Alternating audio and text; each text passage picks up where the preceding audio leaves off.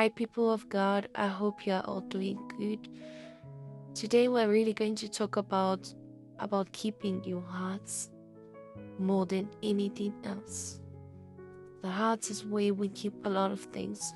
We keep problems. We keep things that even we cannot keep. We do keep them in our hearts. So, you have to have a good heart. As Matthew15 verse 16 to 20 say that our heart is the most precious things. It's where evil things can be plotted, good things can be plotted. So I've put those verses so that you can read them. It's really important. Whenever you go to church, you need to ask yourself a question: is my heart prepared to receive from God? Every single thing that you put in your heart determines if God is going to work in your life or not. You need to take away certain things from your heart: negative thoughts, adulteries, false testimonies. Every evil intention in your heart needs to come out. God works with people who want Him to work. You can't be wanting God to work in your life while your heart is full of bad thoughts, bad influence, evil things. For example, you can be asking God to work in your life where you have got a lot of problem with people. You don't like the person for a certain reason. You don't want them in your life. And while you ask yourself, Lord, please answer my prayer, you need to fix your heart. You need to mind your heart. God doesn't work with a heart that is full of problems, that is full of hatred. A heart that is holding people for years and years and years. Let them go. Let every single thing that they have done to you be forgotten. You can't move on while you are keeping yourself in the past. You cannot move on. Prepare your heart. A heart that is prepared is full of humbleness.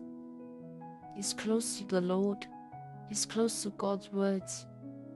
Is close to goodness, kindness, faithfulness, gentleness, patience. A heart that is prepared does not keep him or herself into useless talks, distraction. A heart that is prepared thinks positively. It doesn't get influenced by evil things, by bad things. Your heart needs to be pure. Your heart needs to be able to receive from God.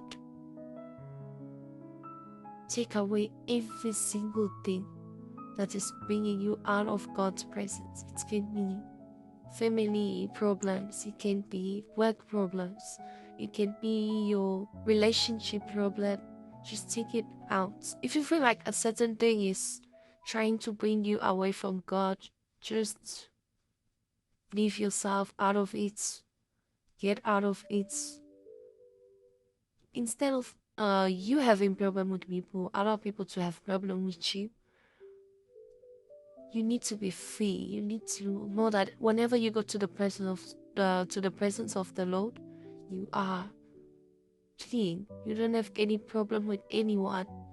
Remember, the heart holds a lot of things. You might be thinking like you're praying, but you're not praying. You're actually making noise in God's ears.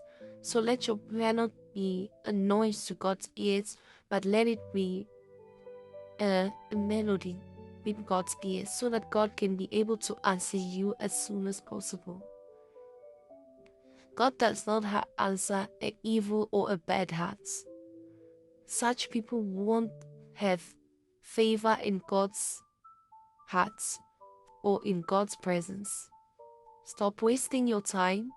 Instead of bringing yourself into God's presence with an open heart, with a heart full of goodness, full of God's favor. Such people who have got a good heart, they don't need to fast in order for God to answer their prayer. God will answer their prayer just by looking at their hearts. If your heart is prepared and God is having His place in your hearts, You will not need to fast or to sacrifice a lot in order for God to answer your prayer. God works or performs with the hearts. So God doesn't lie. Everything you do with your life depends with your heart. Your emotions, your thoughts, it all depends with your heart. Take your life and your heart seriously, because what comes from the heart is what comes out of the mouth. So whatever you say or think reflects your heart, reflects your intention, reflects all your motive. For today, I'll only say that keep your hearts, fix your hearts, have a good heart, be good, and follow God's words. May God bless every single person who will listen to this. Please share, comments, like, and have a wonderful and a blessing weekend.